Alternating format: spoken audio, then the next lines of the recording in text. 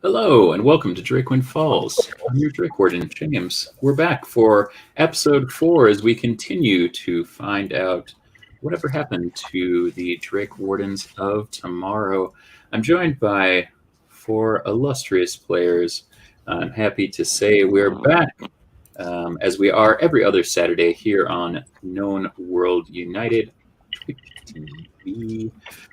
Hanging out. You can follow us at Known World Unite to hear about this game and all of the other games and shows on the channel, or follow at Drakewind for all of the hot goss from Drakewind Academy.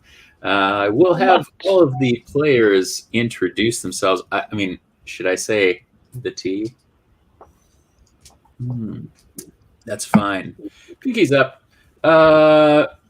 I'll have everybody introduce themselves and maybe share one thing that happened during episode 3 as we got into all sorts of calamitous events. We'll start with the ringer to my left and proceed in a counterclockwise fashion as we are wont to do, so as not to have any confusion this time.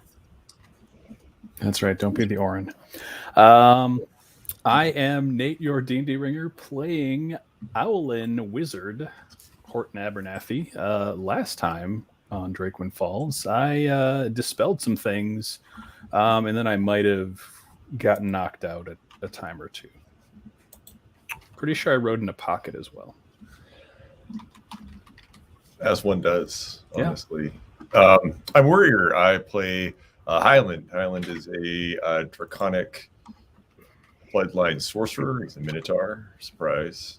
Last time on Drakewind Falls, I befriended a Drake Warden, and then I got hit by a bunch of stuff I couldn't see, and then I rode a dragon. So, real roller coaster last time for old Highland.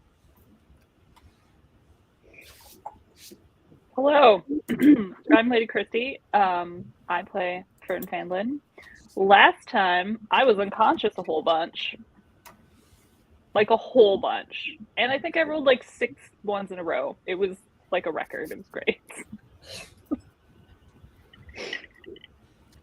That leaves me. I'm Joel, playing Becker Stokes.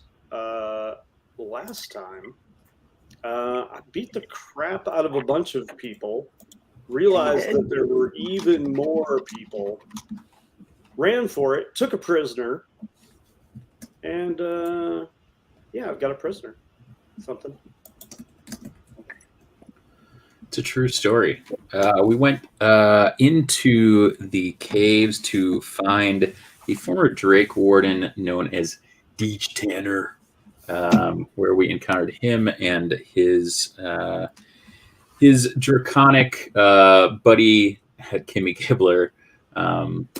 At the end of the session, we saw him pull a large cracked crystal out of Kimmy's mouth, which shrunk down to a handle size, almost kind of like the scale of a dragon, but multifaceted crystal, which she passed off from Kimmy to Horton. So Horton has that. You were whisked away, as we talked about a little bit on the after show, through a little Dragon Ex Machina on the back of a transfigured Zandy Silverthorn who was wearing Fractal, a artifact crafted by the artisans of Bolstros, well known throughout the land.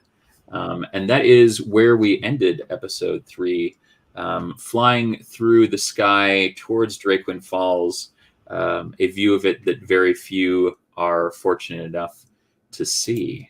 And that is where we will pick up on the back of Zandy Silverthorn. I believe everybody is once again conscious. Barely. For us, which is nice. And yeah, some of you have additional friends with you. True that. So we are we've gone through the day. This is the day before classes start at Drakewind Academy. So we're heading back around dusk and landing on the outskirts of Drakewind Falls. Zandy, after talking very briefly, focuses on kind of getting back to the falls and avoiding too many prying eyes. She lands on the outskirts, and as you disembark from her dragon form, you see her begin to transform, and this ornate saddle begins to shrink and turn into a sort of bodice with this ornate sigilry from Bolstros crafted into it.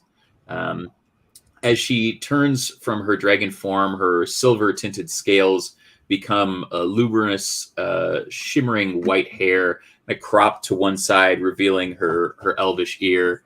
Her eyes have a really distinct depth, like looking out into the stars, and shimmer a bit with that same kind of silvery glimmer.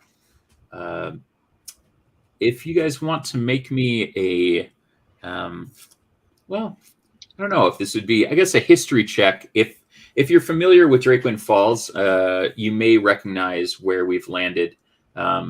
So Horton and Highland probably kind of most adept at doing this. Well, it is nice not to roll at disadvantage as I do in the other game, but I did not roll great, although it turns out to be a 14. So doubled my score. That's some neat stuff right there. I Alan got a 16. You guys have both recognized this. Highland, not as much because you didn't spend too much time here, except for potentially picking up some headache powders for curing hangovers during your time. But Horton, you recognize this as old Doc Bright River's apothecary. There's a sign kind of up on the outside. Horton, you know that the Doc Bright River is a kind of older dwarf. She is a cleric of Tamara and one of the healers in the village. And your grandmother has spoken of her at times.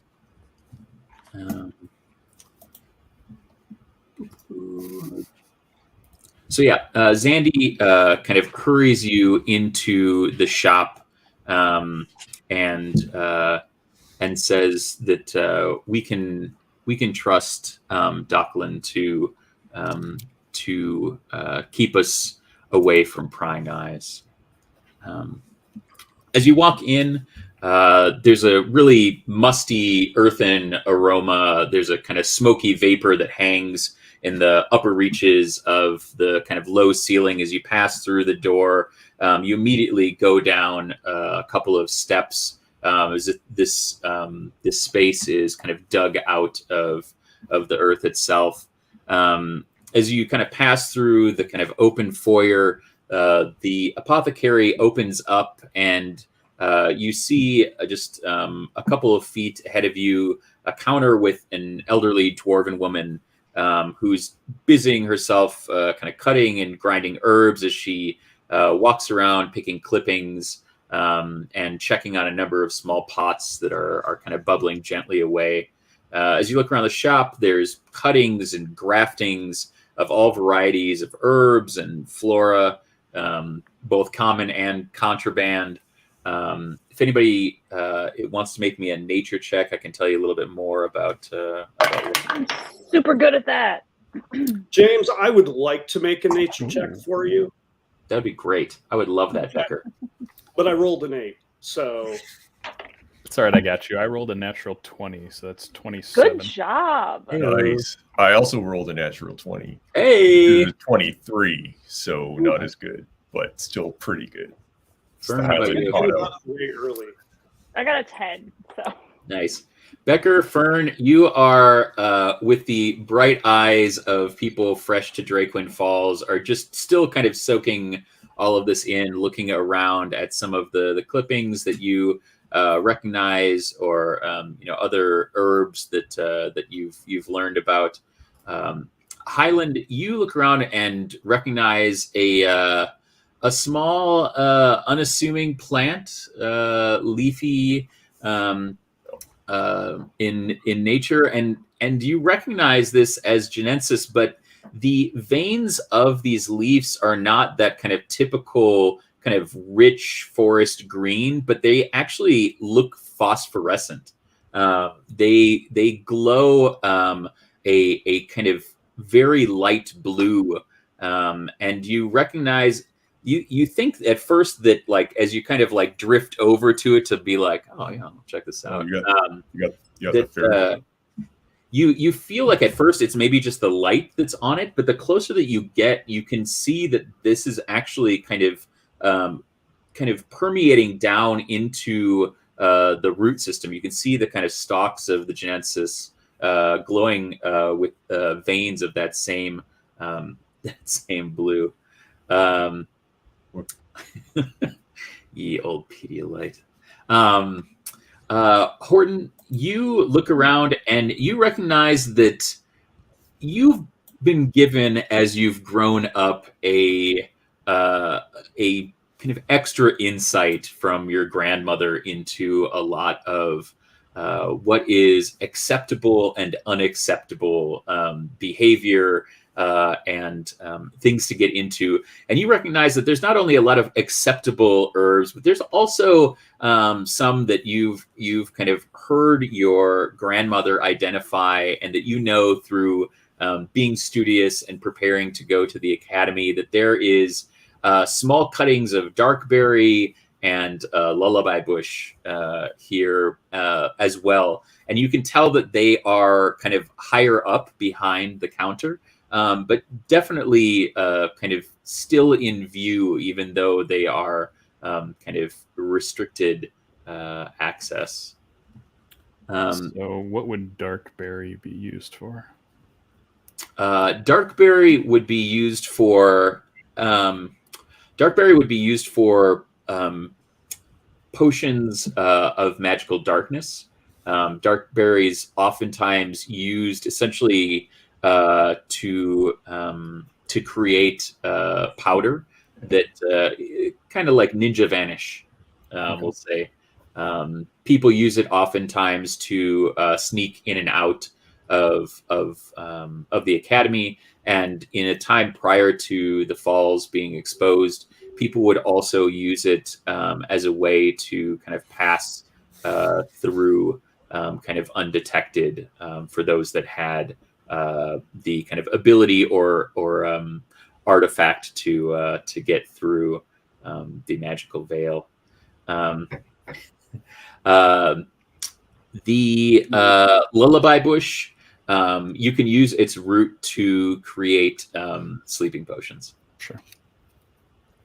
Go figure. It's crazy. Becker, you have your prisoner who's bound hand and foot with the two tied together so the legs are bent and locked back. As you said in the chat, just potato sacking them around. What are you doing as Fern's kind of wide-eyed exploring, and Horton is kind of being very studious and observant, and Highland is checking on the competition here. What are you up to? I'm kind of looking for a quiet corner, and I'm just going to turn to the people who brought us in and be like, as a cleric, it's important that I pray. I'm worried about my captive's soul. Is there a place that would give us some kind of quiet solitude in which we could properly pray? At that, as Zandy's about to answer, you see Doc Bright River turn around and say, "Sandy, I wanted to Oh, you've brought friends. What an unexpected surprise. Hello. Welcome to Splint and Root. Hello. Hi, I'm Highland. Oh, I know you, Highland. Very, very well. Your reputation precedes you. Oh, okay. I felt really bad for a second. I thought I forgot who you were entirely. No, we have met before, but never quite so formally. Oh, okay. Well, it's nice to meet you formally. And you? I'm sorry I'm dressed like this for a formal meeting. No, you look all to be a bit worse for wear. Yeah, we got fucked on pretty hard back in the caves.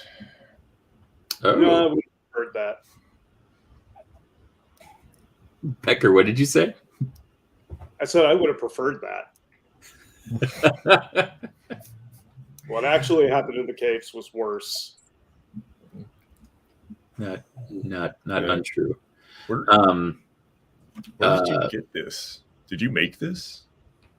He's like holding the pot of Neon Genensis Evangelion. Yes. With after a fashion, I had help, but I have curated it. Yes.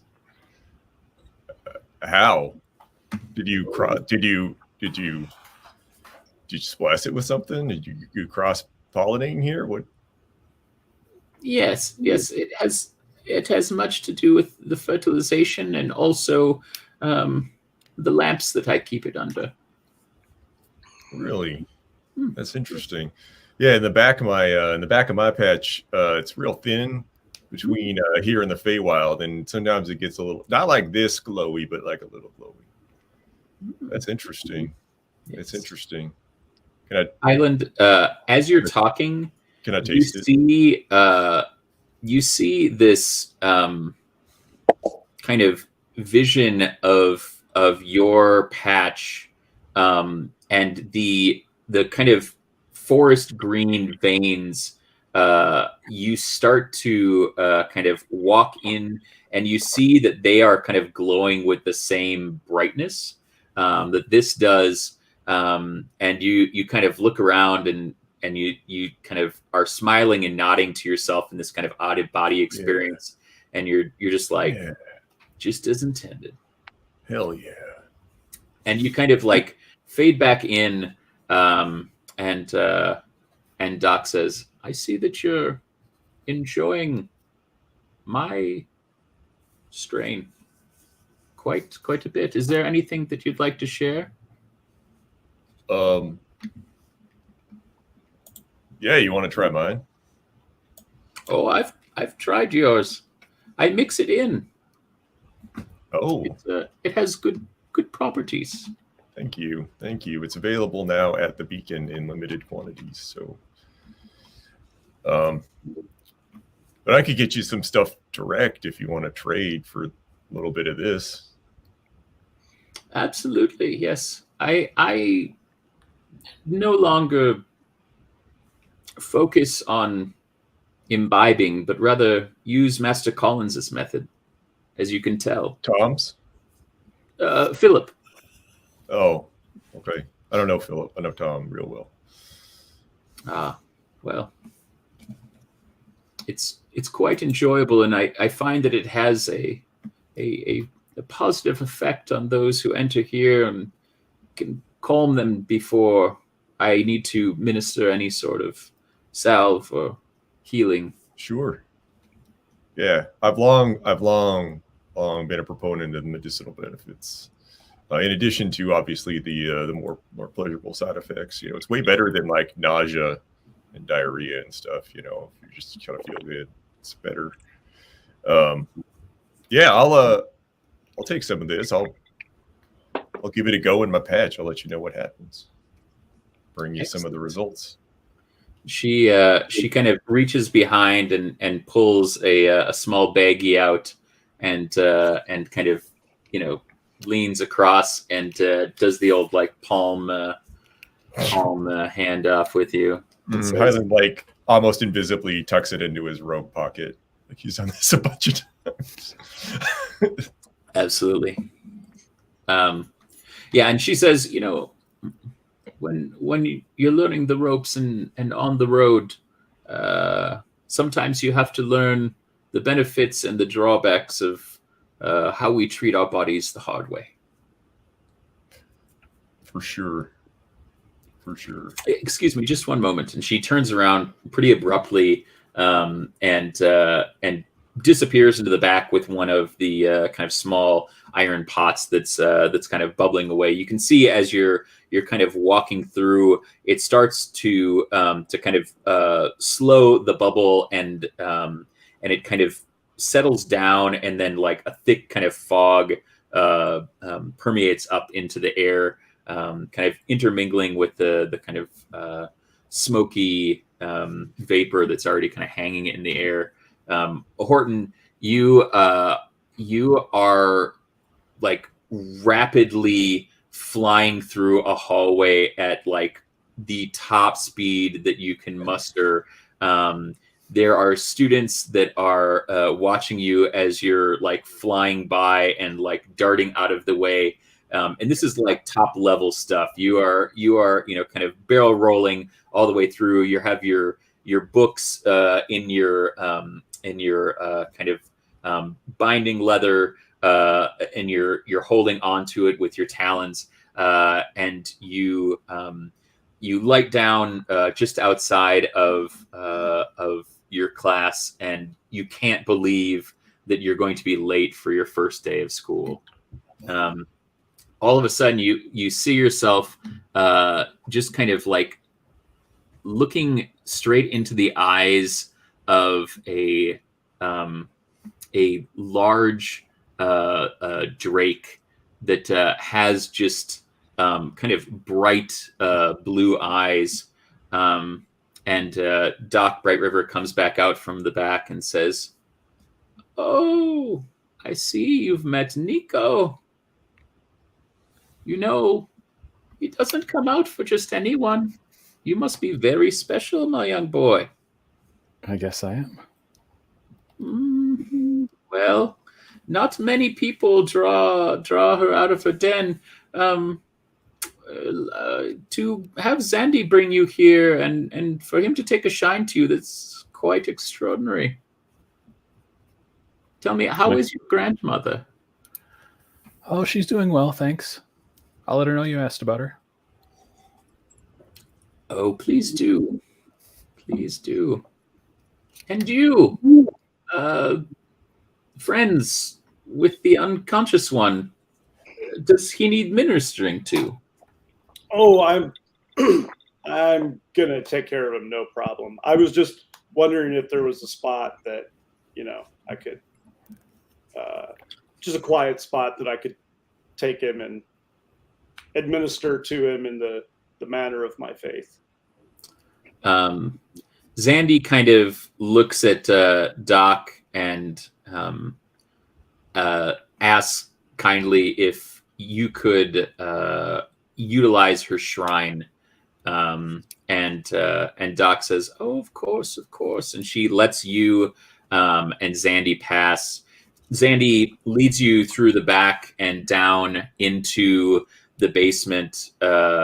You start to kind of go down, and as the walls kind of start to change from the kind of same earthen kind of packed material of the kind of upstairs of the apothecary, it gives way to very damp stone that's covered in moss, and even kind of mustier smell down here. You walk by a room that you see a beautiful kind of bright glowing reliquary to Tamara, who is the kind of dragon kind of demigod of health and light. And Zandy says, "No, we won't be going in there." And she leads you kind of down towards the end of the hall, and you see her pass through what appears to be solid stone, and then poke her head back through, and you can kind of hear as she steps back through the kind of clacking of nails on the ground. At first, you thought it might have been the heel of her boot, but this sounds more distinctly like the kind of talons of a dragon. And she says, "Are you coming, Becker?" Yeah. As I walk along is it kind of a low ceiling? Absolutely. I occasionally just do like a little shoulder thrust to bump the captive's head into the ceiling. Like, oh, sorry about that. Quick turns, little bump in the wall. Oh, gee, that's sorry. Sorry, so sorry. Yeah, she doesn't kind of bat an eye. She says, "Let's get in before we have to have any other conversations with the rest." Oh, absolutely. And as you pass into this space, you can see that there are a number of different kind of herbs and experiments kind of in this space. It's very obviously a kind of magically kept space. You see some of the herbs and flora that Horton identified as being questionable down here, being grown in large quantities. And Zandy, you can see that kind of silver in her eyes start to kind of spread throughout the rest of her kind of pupils and create, kind of almost kind of a bright, piercing silver core to her eyeball. And she says, "Would you like to wake him up, or should I?" Well, I think we should take 1 minute before waking him up. And Becker's going to set them down, strip all the weapons, necklaces, rings, anything that would look like a talisman. And I'm going to just make a pile of all that stuff across on the other side of the room. Okay. The only thing I'm really leaving on them is their helmet. Okay. So you see the kind of same kind of hide, kind of dragon hide armor that you saw on them when you were in the caves itself. They don't seem to have a whole lot else on them. Their gauntlets seem to be kind of pretty standard fare. Really kind of outside of the kind of hide armor, you don't kind of pick anything out in terms of a weapon or anything like that. When you kind of begin to kind of get them kind of in a position, Zandy, you can hear kind of muttering under her breath, and the kind of hog tying that you did of the assailant begins to glow in that same kind of silver that you see kind of emanating from her eyes. All right, let's pop back upstairs for just one moment. We are in an apothecary. Obviously, you've been chatting a little bit with Doc. She can also kind of minister to your wounds. And Please do. and she kind of walks around, handing out some kind of beverages, encouraging you to drink. That these will help with what ails you. Everybody can roll 2d8 plus 2 for healing. And as you're doing this and kind of drinking, you feel this beverage kind of warm you from within, and your vitality begins to be restored. and she kind of watches as this drake kind of makes its way around, kind of sniffing out each of you. Highland, you're a little kind of unsure about all of this, a little weird, how kind of friendly the Drake is. If you can imagine Bronx from the Gargoyles series, that's essentially kind of what this Drake looks like. Has really kind of bright blue eyes, but other than that, it's kind of a deep kind of blue with a kind of grayish kind of underbelly, and kind of highlights on the kind of ears. You can tell that it's an adult drake. It's not too old, but it's definitely kind of moved into adulthood. You want some pocket toast? It kind of like raises its eyebrows, kind of sits down, and like reaches over gingerly and like plucks it out with its teeth and like starts to chew it, and says, "Sorry." No, it's okay. You can have it. And Doc kind of says, "It's very nice of you to befriend Nico. It's very strange. He's usually much more wary of strangers." Oh, Pocket toast makes friends. saves lives, makes friends. Makes friends. It's basically nothing it can't do, honestly. Well, we might kind of smell a little dragony, so maybe that's putting Nico at ease. Maybe we're just friendly. We're chill. We're friendly. Happy folks. Down to clown. What is it that caused you so much harm, my friends? I actually didn't get a look at it at all. So cold stuff, fiery stuff, lightningy stuff.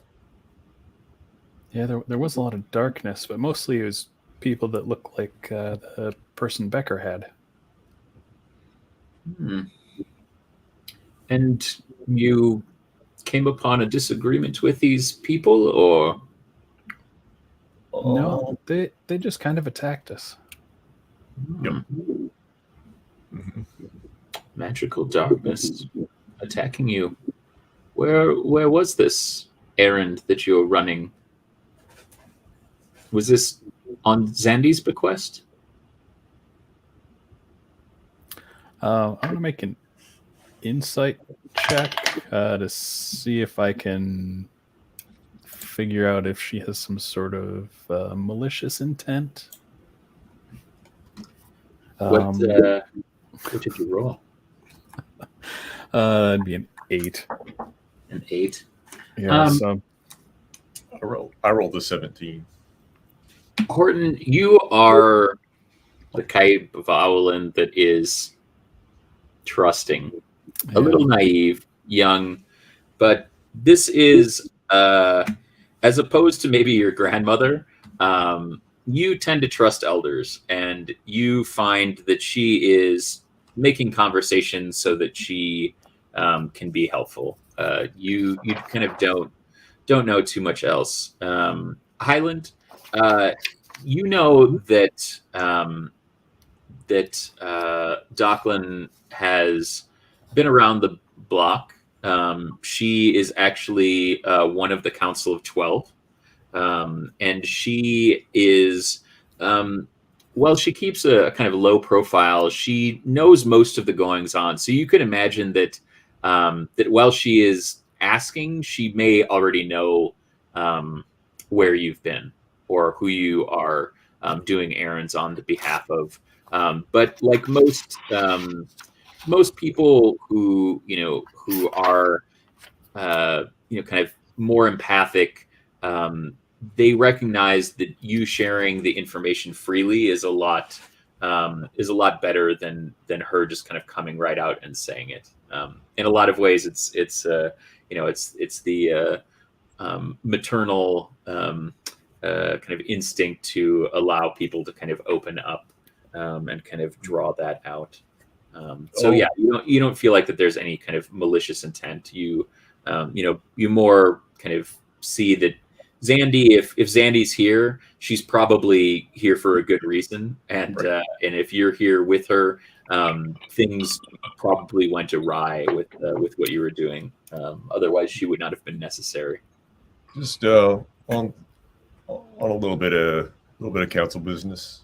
Just making sure the Drake Wardens are doing all right. I guess a couple of them didn't check in, so we were just checking that out. And were you successful with this errand, Highland? Are they? Yeah. They're yeah. I mean, they're a little like woohoo. But other than that, seem great. Probably still well. I hope they're still well. I don't know. We kind of left in the middle of a lot of like acid and magic and stuff. So arrows. But I don't know what. It was kind of dicey when we left. I hope they're still okay. Yeah, I think Deej can take care of herself. I mean, I do too, but it was a lot. It was a lot. There was a lot of people. If you were there on behalf of the council, I would ask, is it safe? Yep. Is what safe? The crystal. Horton, she looks at you with the kind of same look that your grandmother gives you, and you know that she knows, and that that you playing dumb is pretty transparent to her. It's not working. And she says, "Oh, so long as it's safe, that's all I need to know." Yeah, I wonder if that's why Nico popped out. Oh, maybe. I mean, we're nice and all, but maybe it's the crystal. I like to think it's because I'm pretty cool. Well, it could very well be. You know that the Drakes are drawn to it. All right, let's pop back downstairs. Becker, you and Sandy have our good friend in his, I don't know, underoos hanging out. Are you going to attempt to revive him? Yeah, although real quick, I'm going to be like, Zandy, do you really want to be here for this? Do you? I have. And when she looks at you, like those eyes are like bright silver, and you know that like this is not her first rodeo. She's seen some shit. I have questions, and I feel like getting answers. I think we would both like to get to the bottom of this. All right.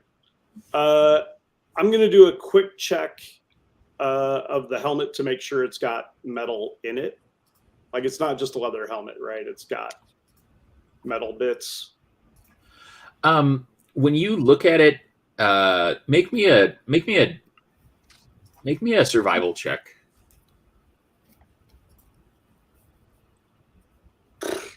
4. From the best that you can tell, this is also some sort of dragon scale. It's not a kind of iron helmet or any other kind of discernible metal. You think that the helmet is made of the same material as the hide armor that it was wearing. Okay. is there in this room, since there are a lot of like herbology equipment, is there just like a bucket or a pail? Oh yeah, absolutely. There's a couple laying around. One filled with water, one filled with something else. I'm going to swap out the helmet for one of the metal buckets. Okay. I'll empty it first. Okay. It'll probably be the one. Taking sloppy, or are you taking water? I think they deserve sloppy. Okay. Yeah. So you pull off the helmet, and underneath there is pretty kind of pallid flesh, really faded, almost as if it hasn't been exposed to sunlight in a long time. You see that it's rather clammy in general, but particularly this the kind of neck of the individual is quite almost like reptilian in its appearance. Okay. It's definitely still humanoid, but you feel like this is something that doesn't happen very often. Okay. I am going to place the bucket on its head and turn to Zandy and say, I'm just about tapped out, so if you wouldn't mind doing the honors, that would be helpful. Yeah. She you see her eyes kind of glow a bright silver, and there's a slight like momentary shimmer that you notice that's palpable in the air, and you see it kind of wash over the walls of this space. And from what you can imagine, this is probably insulating the noise from kind of outside prying ears. You see the kind of intensity of her eyes kind of glowing again, and you see the metal bucket begin to glow as it gets kind of brighter and brighter. The individual wakes up and like thrashes about until it can get the helmet off of its head, and kind of falls down to its knees with its hands bound beside, and you can see that the eyes of this individual that you hadn't really seen prior with the helmet on are kind of deep and sunken, and have a they also have kind of a bit of a reptilian glint to them. Hey, friend. I'm not gonna lie. I'm a little beat up, a little cranky. There are things I need to know, and you're gonna tell me about them, or we'll pray together. I'm not sure if you're familiar with the prayer habits of forged clerics, but they tend to involve hitting things with hammers. And more importantly for you, and I'm going to pick the bucket up and put it back on its head, like tilt it a little back so it's, it can breathe and see, but it's basically its poor man's helmet. I can commune with my God, and in that moment of prayer, I can take things made out of metal and other materials, and I can convert them into other, let's say, smaller or differently shaped items, incorporating whatever other materials into the metal to like make a finished product. It's really nice, and it's a good way to keep yourself stocked on silverware and whatnot. So like your makeshift helmet right now, like we could just make it something much, much smaller, like a spoon. So before we pray, maybe some just good old fashioned confession make you feel better about life. Heck, maybe we don't even have to pray. I'd really like to know, A, who you work for, who sent you after us, and how you knew where we were. It's 3 little things. You see him kind of bring his eyes up to meet your eyes for the first time, and I'd like you to make me a dexterity saving throw.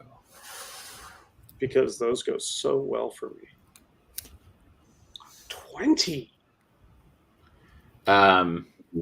You see, just as he's about to do it, that he goes to spit at you, and you're able to just kind of like move a little bit to the side, and the helmet falls down on his head, and you see Zandy's eyes glow brightly for a moment, and you hear kind of just a very, very small muffled sound come out of the individual.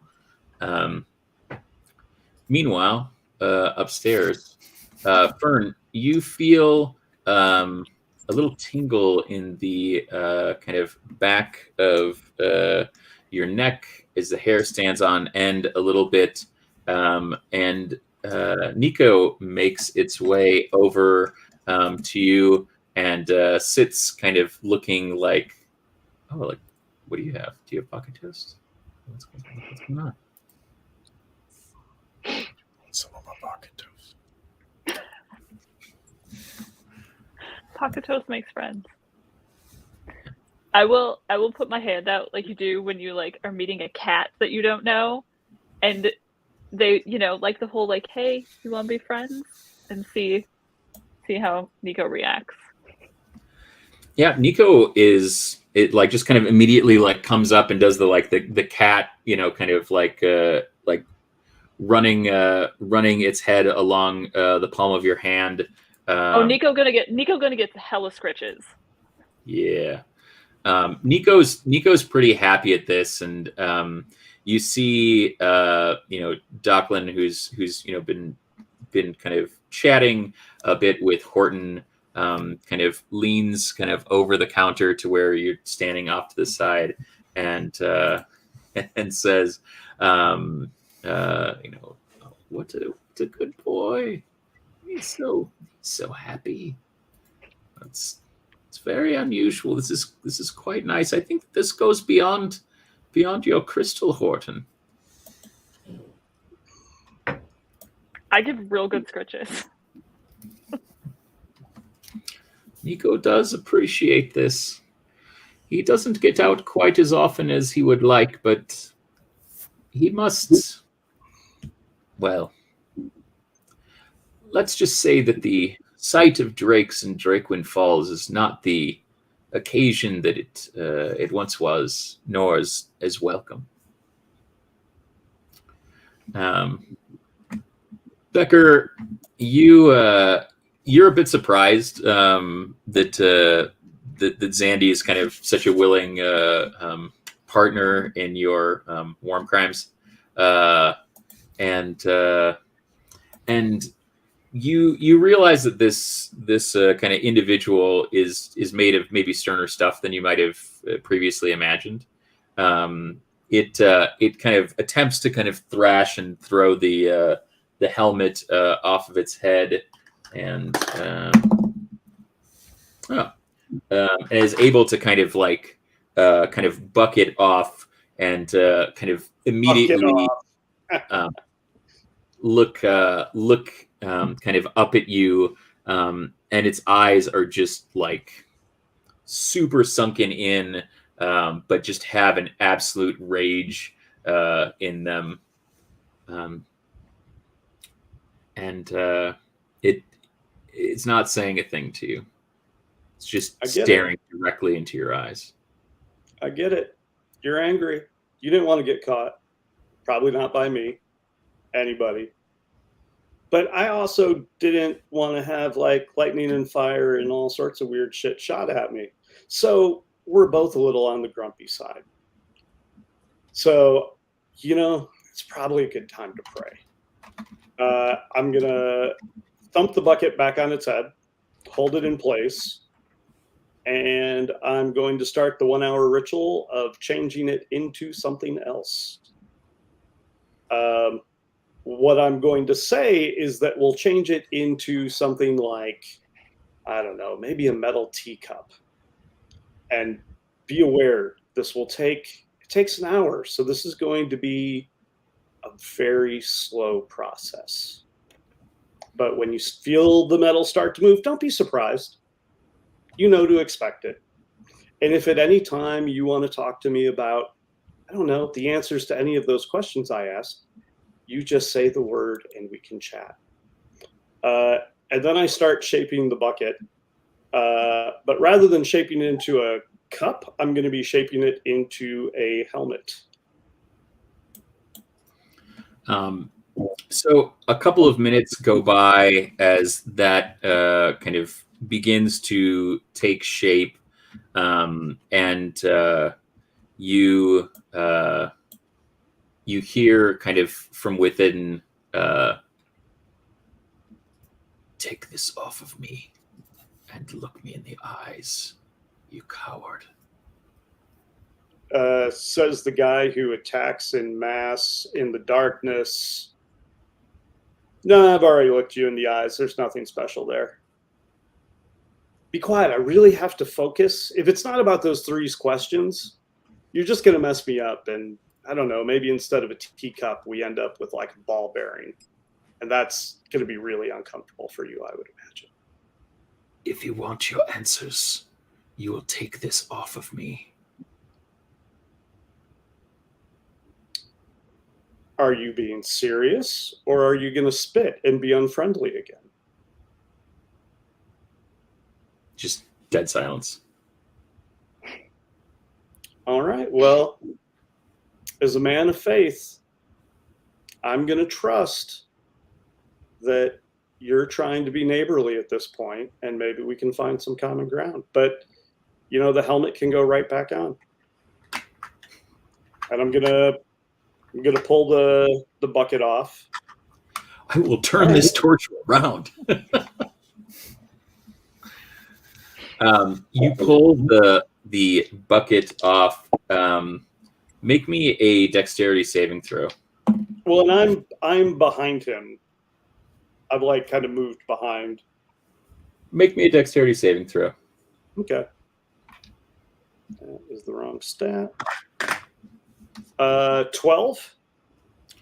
Out of the corner of your eye, you see Zandy like note something from looking him like in the eye in front, and she kind of dashes towards him, and you hear him rasp, "Hail Tiamat," and he begins to glow with electricity pouring through kind of out of his mouth, and it just permeates through his body, and the acrid smell of flesh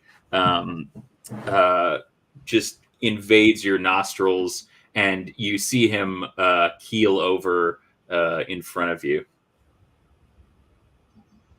Well, poop on his head from the bucket.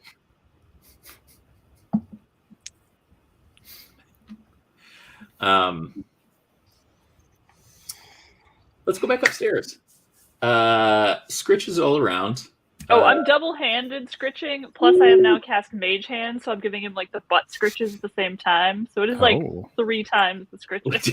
Did you just cast Mage Hand butt scritches? That did. is inspiration. Never have I ever heard of Mage Hand being used so exquisitely. I'm sorry, Nate. I'm sorry. You're a beautiful man, but That's fair. butt scritches with Mage Hand? Come on, son. So you all kind of feel a bit of tension in the air. one of these nights we will see a T-Spit take. Very possible, especially with this crew. You kind of feel an electricity in the air for just a moment, and you kind of see Doc kind of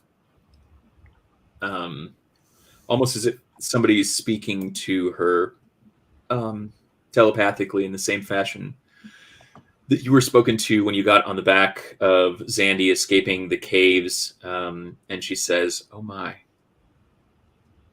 What? I believe that the prayers are over. If you'll excuse me for just one moment." Okay, you said You go take good care of our guests. And she kind of hurries off behind Becker. You see Doc walk in, and she looks rather furious, like in only the way a dwarf can be furious, and says, "I want you to get out of this room immediately. I want you to take your friends, and I'd like you to go. And tomorrow, you can come back, and you can help me clean this up. Seems fair. I hope your prayers were worth it." You And made Mom mad. The glamour that is kind of covering the space, you see Zandy's eyes kind of return back to just that kind of like starry depth, and the glamour kind of falls away, and Doc walks over to what was your captor, and you can hear her kind of speaking underneath her breath as you're walking back towards where the kind of hidden kind of door in the stone was. You recognize that illusion has been dropped, and Zandy kind of leans in and says, "Not everyone prays the way that we do, Becker." And she kind of leads you up. Honestly, I was going to make a helmet. I mean, I wouldn't actually crush his head. She just kind of looks at you and smiles, and you can in that kind of moment that she smiles at you, you can kind of see the kind of dragon kind of in her face, as that kind of wry kind of long snout almost kind of appears in her kind of humanoid form, and it is one of the more chilling things that you've experienced, to kind of see this. And she says, "We'll come back and help. Doc won't be so." So Zandy kind of leads you back up and says, "Well, I'm glad that we could extricate you from that situation. Horton, if you would be so kind as to safeguard that which you hold until we are able to meet with the dean and your grandmother, would very much appreciate it. Sure. Do not tell anyone what you have. Even if they ask you to pray." And she says, "Becker, I'll see you tomorrow. Horton, you better get to sleep. You have class quite soon, and morning will come quite early. I look forward to seeing you all soon. I trust that you can make your way back home this evening." Yeah, sure. Yeah, no problem. Hey, Horton, what you got there? Well, I don't know what you're talking about. It's my boy. And Zandy kind of looks over at you, Horton, and kind of gives you a little wink. And she says, "Until tomorrow, then." And she walks out the front of the Splinten route. Becker, now that you're kind of back, kind of upstairs, the kind of smoky vapor is hanging thicker than it was before, and you have a kind of premonition of yourself in the garden that you spend a lot of time in, and you and Fern are both crying. You see that there is nothing kind of amiss with the situation, but you're both kneeling down near one of the fountains, and it's a quiet moment, but it quickly passes, and you kind of come back to and see Fern doing the like three-handed like mega scritch on Nico, and Horton and Highland kind of engaged in conversation. You hear Doc come up from downstairs behind you, and she sets one more glass on the counter and says, "Drink this before you leave, and then go." And looks at you, Becker. It's the same thing, 2d8 plus 2 healing if you choose. I'm gonna leave it. Okay. I'll drink it. I'm gonna politely decline. Clearly, I've upset you, and I would not impose upon you further. But I will be back tomorrow to help clean up. Clean up what? Never you mind, Highland. Here, for next time. And she like hands you over, and on it there's this kind of like picture of you think it's kind of like a crude caricature of you, like holding their head like this with like little like pain symbols coming out, and it says Doc's Brighten Up powder, and you recognize this as your kind of cure-all from when you were back in college. It seems to have taken on a life of its own in your absence. All right. Well, thanks. I guess my reputation does precede me after all. Okay. That's nice of you. Hey, before I go, you got any dried orange peel I can get from you? Well, I'm here. Feel bad not buying anything. She looks at you and kind of cocks her head and says, "Mandarin or Valencia?" Just something from Montaigne Meadows if you got it. None of that Palmer's Creek shit. You have discerning taste. She kind of goes to the back, and she brings out some that you recognize from the Montaigne Meadow, and another that is almost a kind of bright yellow, and she says, "Try this as well. It's from the archipelago, and I think that you might find it to be quite enlightening." Yeah, I like this one. Actually, I've used it before. I didn't realize you could get it down here. I usually have to go back home. You can't. And she gives you a little wink. Yeah, Highland kind of winks. He's like, "Okay." Respect. All right.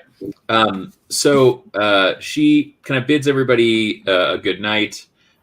Fern, like as you're kind of being kind of hurried out, you like reach back and grab what she offered to Becker and kind of like drink it down, and then like she's kind of like pushing you out, and you're kind of like here. So you can take another 2d8 plus 2 as you exit out. By this point, it's very late. Horton, you are not going to get your 8 hours of sleep before your first day of class. Oh, that's no good. No. In fact, we are kind of coming into the wee hours, and with your normal responsibilities having to get the rest of the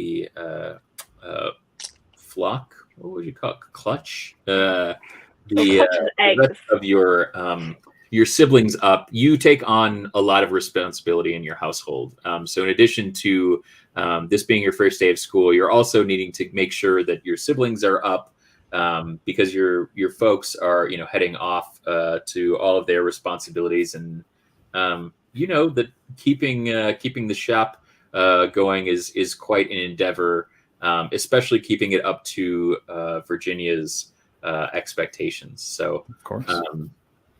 so you guys can disperse if you'd like, but it's rather late at night. You are on the outskirts. You kind of headed out to the west, and the apothecary is kind of on the north end of town. So you can kind of make your way back to your own respective domiciles. I think, as we head out, I'm just looking for the nearest dwarf bar. The nearest dwarf bar? Yeah, because I don't really have a home to go to. So some drinks in the pub floor, and then I'll be close to come back in the morning to help clean up. Yeah, excellent. So yeah, that based on some of your drinking exploits, that the Leaky Stein is just down the road, and they have a couple of rooms that you can typically get for a pretty decent rate. At the very least, the barkeep knows that dwarves are oftentimes wanting to be in their cups, and when they are wanting to be in their cups, he has a few spaces for people to crash out, and based on the amount that most dwarfs will drink when inclined, it's more than covering the costs of the room for the evening. So yeah, you can head to the Leaky Stein. I assume that other folks are heading back to their respective inns, and or Horton heading back, since you live at home, you sweet boy. Yep.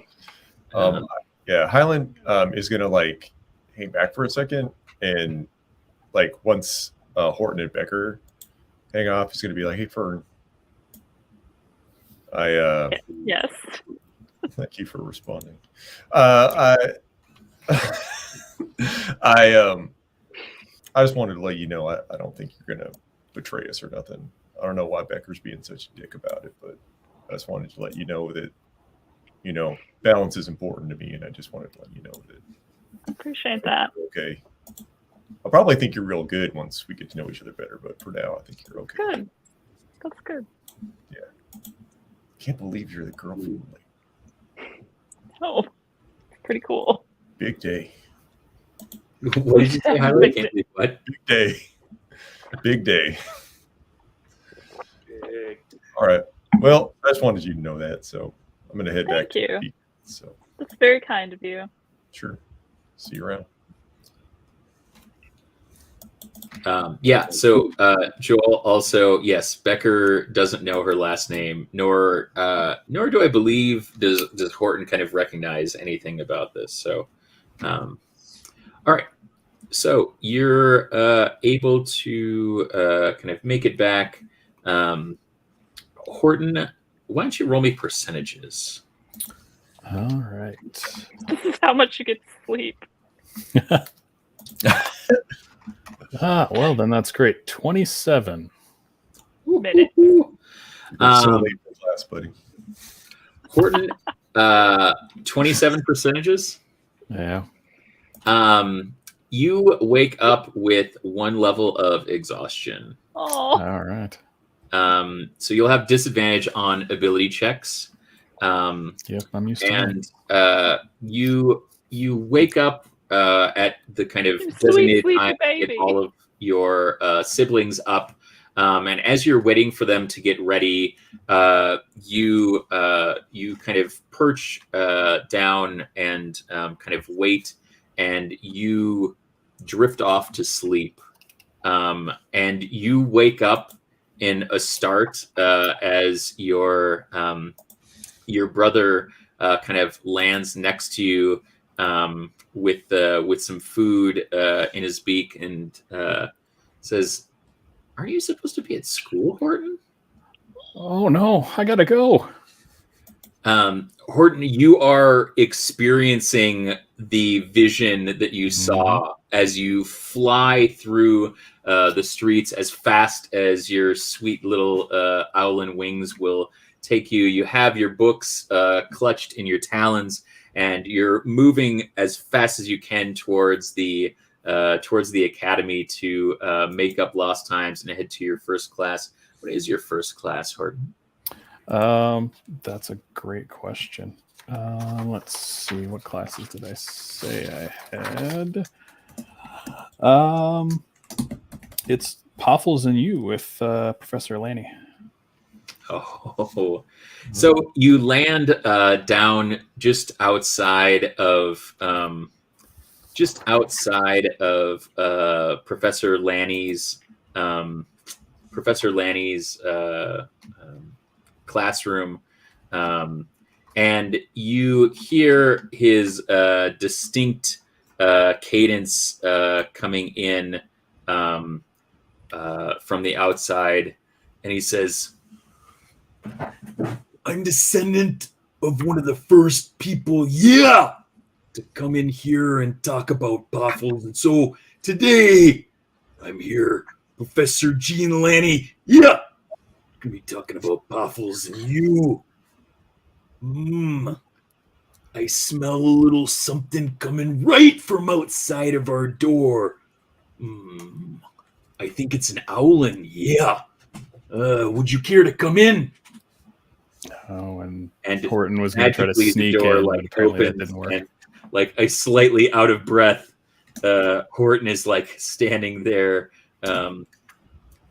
books now kind of off kilter, kind of teetering over underneath one of your wings, and right in the front of class, which you may feel is the direct responsibility of your grandmother, is an open seat at a desk right in front of Professor Lanny, and he says, Ooh. "Won't waste no time, come in.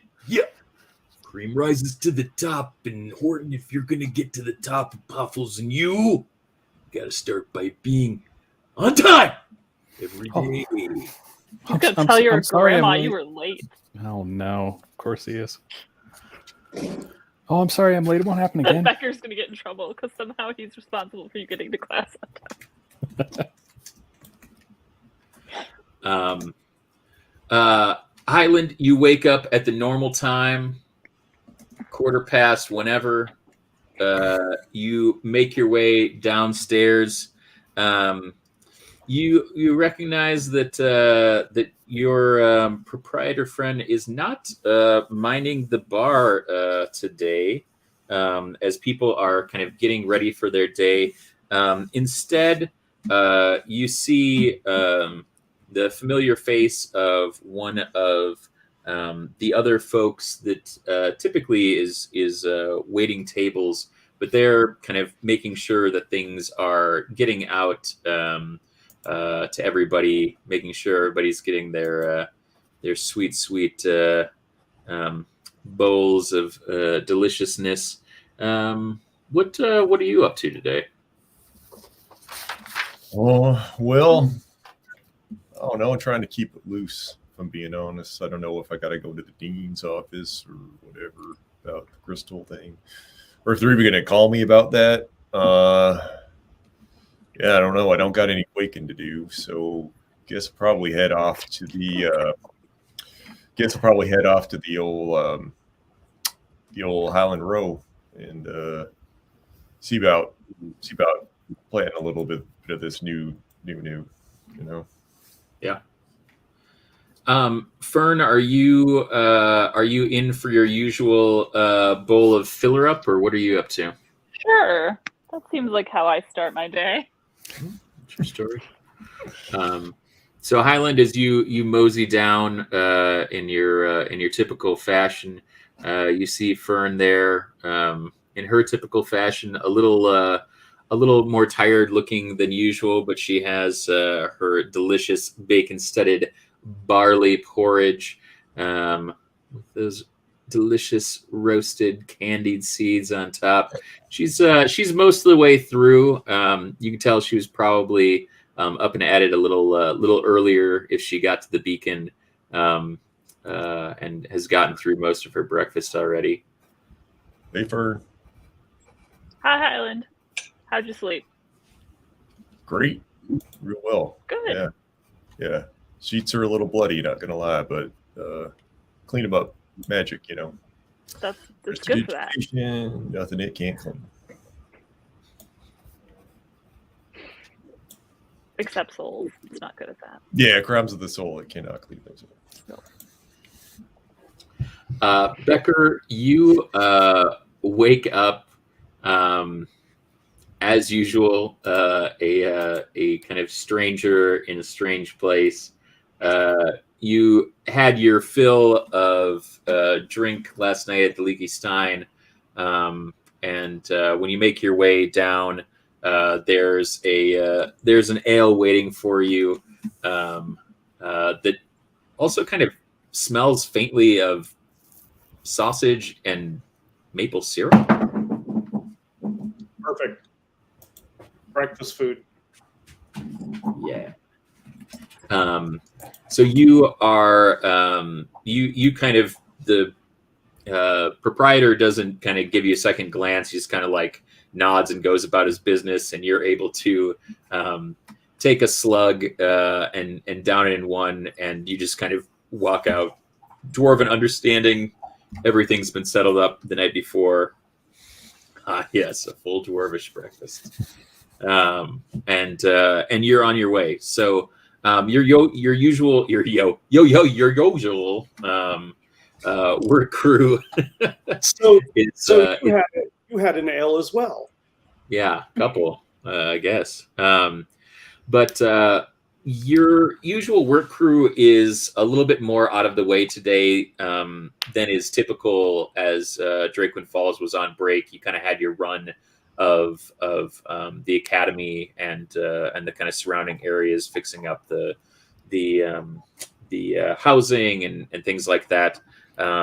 With the kind of throngs of students that are present at the academy, you recognize that the things are kind of going back to the way they were during the previous term, which is kind of anything that needs to be done at the academy is kind of done kind of in between or in the evenings. But for the most part, the time during the Christmas holiday was spent working on the academy. So you're kind of doing work elsewhere in the falls during this time. Well, I'm going to go to the apothecary first to tidy up. Excellent. I'm going to meet the big obligation before meeting up with the work crew. Nice. Okay, so yeah, you head back up the boulevard. For the most part, it's as you remember it, as you are coming through. As you get towards the end of the road that leads to the Split and Root, you can see that there is a rather kind of finely crafted sign that says the kind of name of the apothecary, and it says proprietor Dockland Bright River, and it says healing herbs and salves, etc. When you walk in, you can hear Dockland working kind of in the back, and she says, She says, like, "I'll be right with you." You can hear some kind of loud hissing as you walk out, and you see the kind of vapor from the evening before has kind of cleared out for the most part, and that kind of musty spell has been replaced with a sort of kind of bright citrus, and you smell kind of rich kind of yeast kind of baking from the back room, and she says, "Well, it's good to see that you're a man of your word, Becker Stokes. Please come with me." And she walks past you and locks the front door, and kind of leads you downstairs. And she says, "Now, you and I are both clerics, so before we get to the work at hand, I would like you to pray with me in the fashion that I pray." And before you kind of get down to the end of the hallway, she goes in to her space, and you can see that she has a shrine to Tamara, which is the kind of dragon goddess of life, light, mercy, and forgiveness. The shrine kind of reliquary that she has set up is the sign of Tamara, which is a 7-pointed star on a kind of a deep kind of field of black, and it is this kind of shining beacon in this otherwise very dark and modest room. And she says, "Will you pray with me, Becker?" Of course. She kneels, and you see her kind of reach kind of within the fold of her smock, and you see her kind of pull out what looks to be a similar sigil of the 7-pointed star, and she holds that in one hand and offers you her other hand. I take it. And she, you can hear her speaking, and she speaks in Draconic, and says, "Tamara, she who provides the light that guides Bahamut through the darkest night, and whose forgiveness allows us all to experience the mercy of Bahamut. Heal us with your divine presence and light us the way in the darkest of our nights, so that we might once again see the morning star and have it bring us through the day."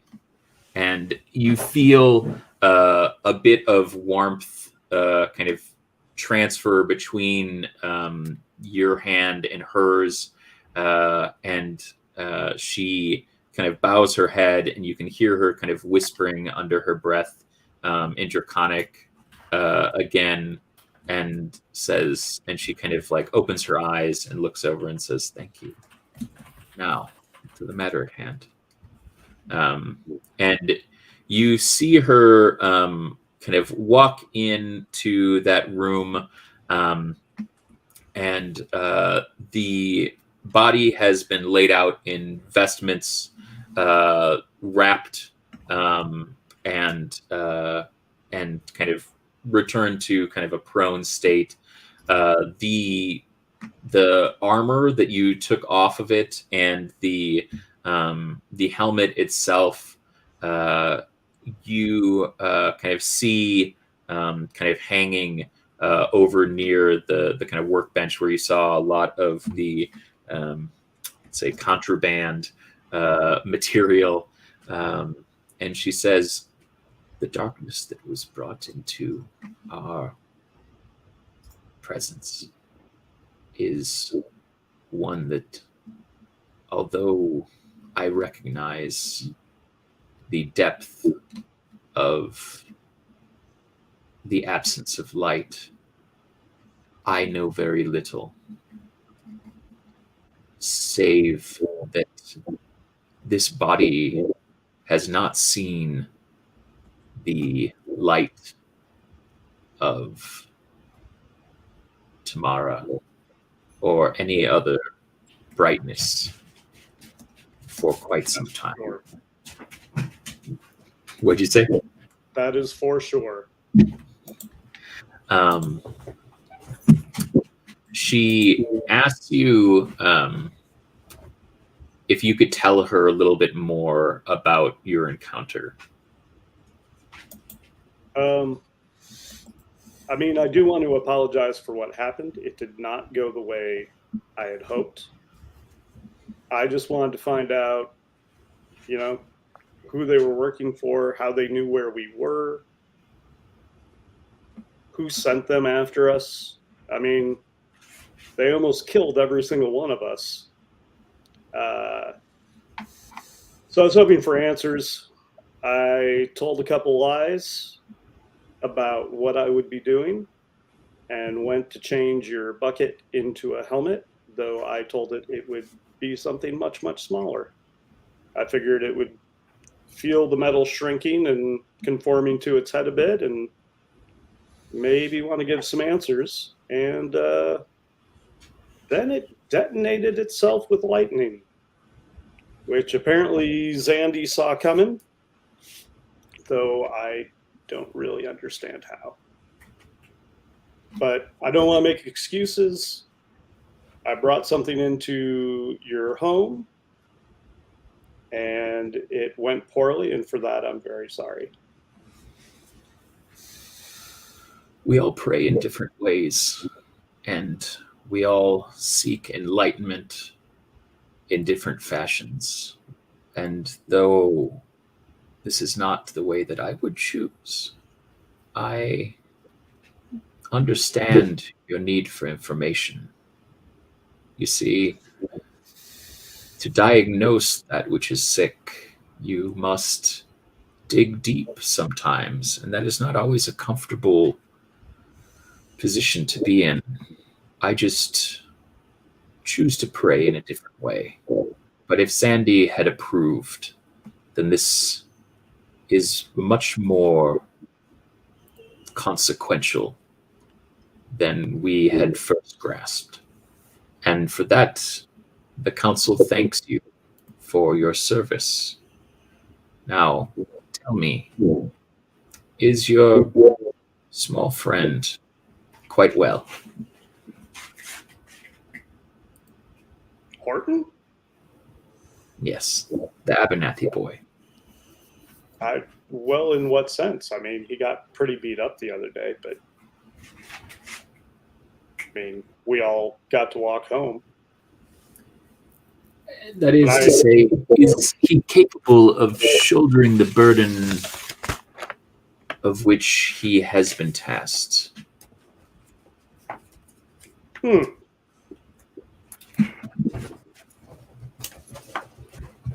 question.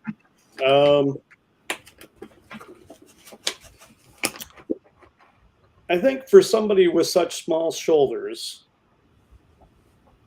I suspect he's got the ability to carry some pretty heavy loads. That's good to hear. And I suspect he won't have to do it alone.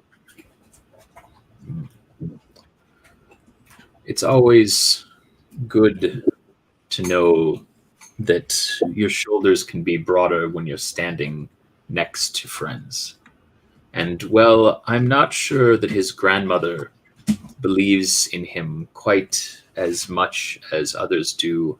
We always find fault in those we share responsibility with. And I believe that you, Becker Stokes, can share his load in this task. He's a good kid. I'm happy to help him out. Well, you see, I must confess something to you, Becker. I don't believe that it's happenstance that we're all here together, or that you found your way to my shop, or that Zandy chose me of all of the people that you could talk to. No, I think that there's something particular about what brought you here, and I think that Virginia knows this, and she has, in a fashion, started events in place that could lead us all to shouldering much more than we have, even after the quake, even with enemies knocking at our doors. You see, there used to be drakes aplenty in the falls when we were hidden from the world, but with every consecutive enemy that comes to the foot of the falls, with every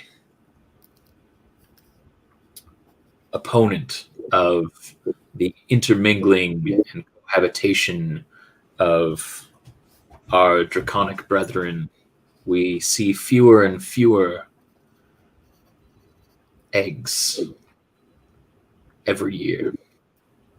And so the very existence of those we came to depend on and safeguarded from those who would do them harm, they need guardians. They need wardens. And for a good long time, we have not had them. But we could.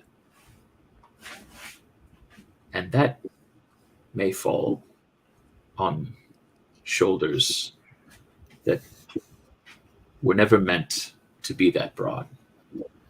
And so when I ask you to pray with me, and when I look you in the eyes, I see a good man who cares very deeply and that has a fire burning within him that I believe in, and that I believe can shoulder and share the responsibility that your diminutive friend, even if he does not think so, can take flight and bring back what was once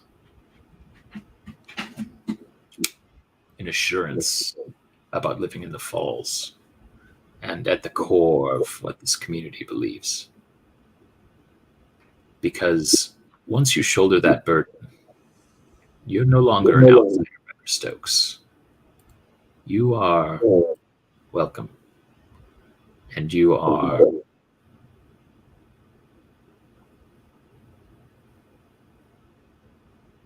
a part of something deeper.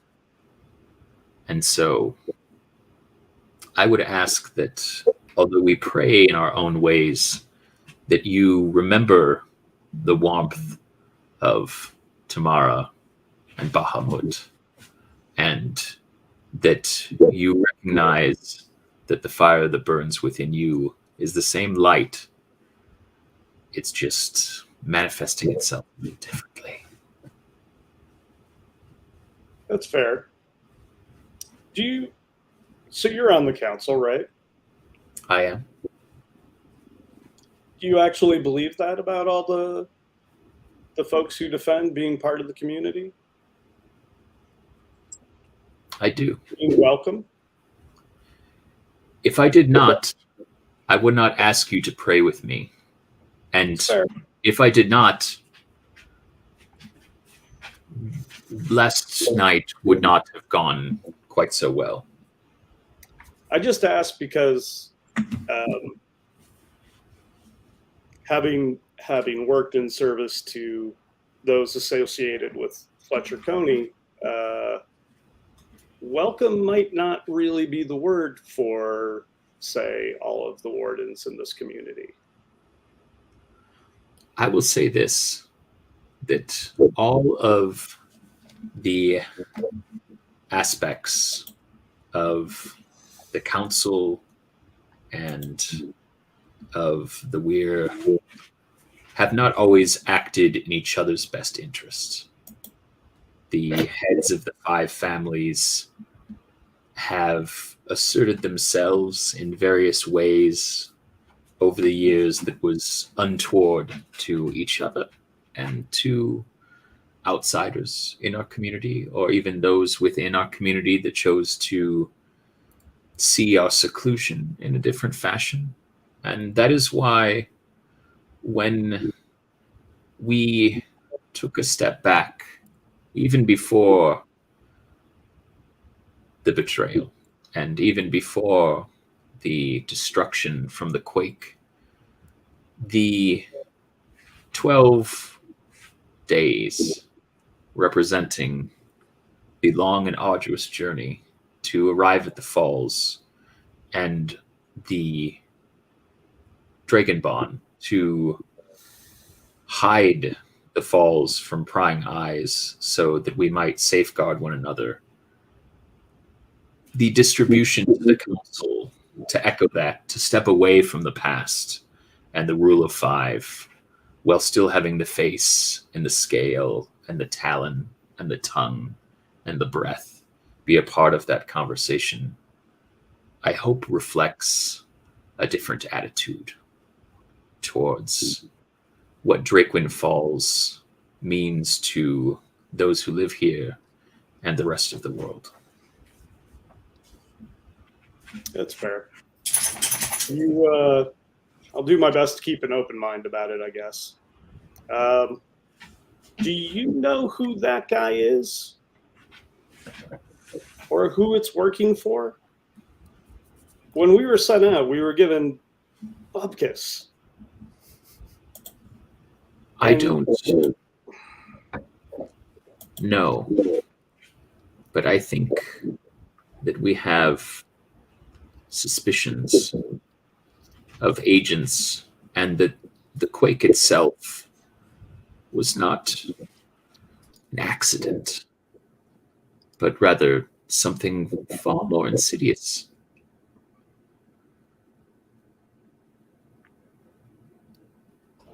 Well, And I will say this, for all those that are working against the falls, there are people like you, Becker Stokes, and alumni of the Academy and former residents who, even though they may have left under circumstances that do not shine a favorable light on the leadership of our community, they came back. And they came for the first time with open arms. And that, Becker Stokes, is shining light of tomorrow and is the benevolence of Bahamut in action. And for that, I have no doubt that we shall come through this regardless of who our adversary is. all right. Well, for as long as I'm here, I know that heat and hammers are good for driving out impurities. Let your light continue to shine in the darkness, Becker. Thank you for being a man of your word. I look forward to seeing you again soon. What can I do to help clear things up? It will take care of itself in its own fashion. I wouldn't worry about it now. the conversation is and was my priority, so that we know where we stand. Are you sure? Because I can dig a hole. I can. Oh, I've already treated the body. It will return from whence it came. All right. Well, then I will thank you for your time, and I'll get out of your way and see what the work crew is up to. All right. So, Becker, you make your way out, and Highland and Fern, you are having a beautiful, bright morning together. Yep. Highland, you head off to the patch. You have your sample of Genensis that you received from Doc. What are you up to? What are you doing with it? Well, Highland goes to the patch. He's got a routine. Every time he goes down there, he steps in, takes a look. Everything looks good as usual. Plaques are still there, which is nice. He it's sort of in a nook in a cave, and so he kind of takes a couple steps in, shoots a firebolt at a brazier in the back that gives it a little light, but also is under sort of cauldron type basin. It's really well crafted. It's very unique. And he goes over to sort of uncultivated corner, casts a couple cantrips to dig up some earth, uses control flames to tone the fire down a little bit. It's a little toasty in here. He plants the new stuff in a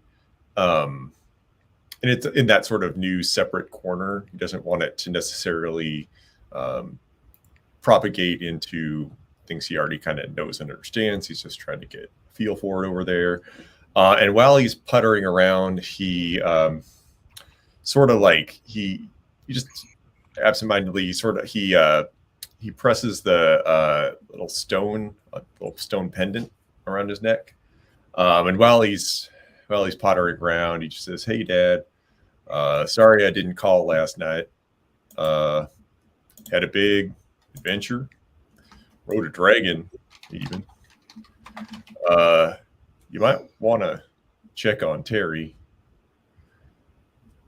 Love you. 25 words. Is done."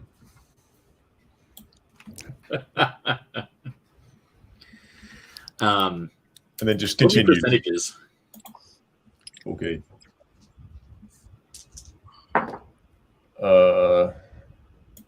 86. Okay. All right. You, while you're working, are going along for a little bit longer, and you get a message with your sending stone that says,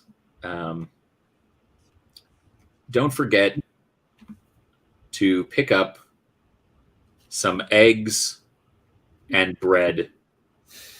Otherwise, we won't have everything we need for dinner."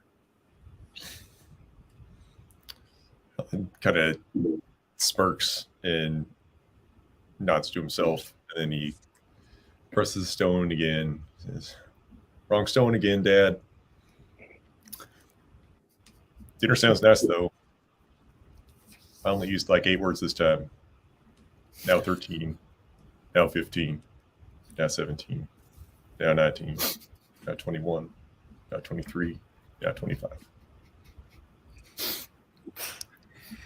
You get a message back that says, could you just tell me that you've picked up what we need? Otherwise, I'm afraid that dinner will be a lackluster affair. Highland presses the sending stone again and says, "Yep, I picked up everything for dinner. You're such an amazing cook, and you're so handsome. I thank the stars every day because I have you in my life, dear. Goodbye now."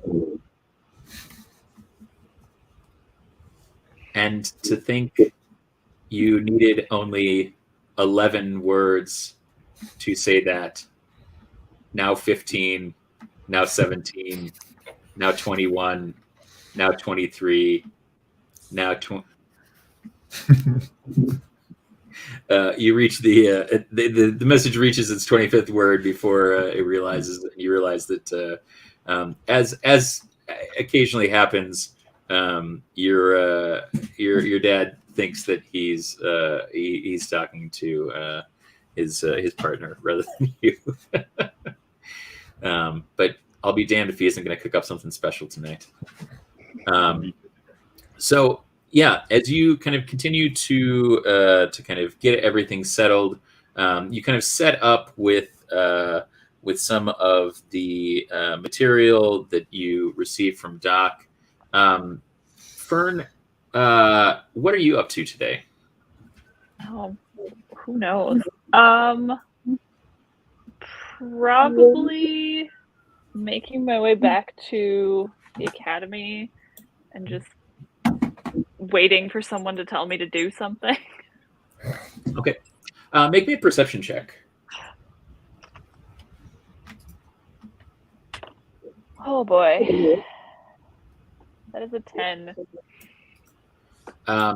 You make your way out of the beacon. It is it's a bright, shiny day. You are walking through town, and for the most part, your time in Drakewind Falls has been pretty pleasant. Being up in the Wing Whisper Mountains, occasionally you can have kind of big kind of bouts of kind of fog rolling through or clouds kind of forming here in the falls. There's always a certain amount of dampness that kind of hangs in the air. But on bright days, the kind of shining sun that kind of breaks through all of that is pretty resplendent.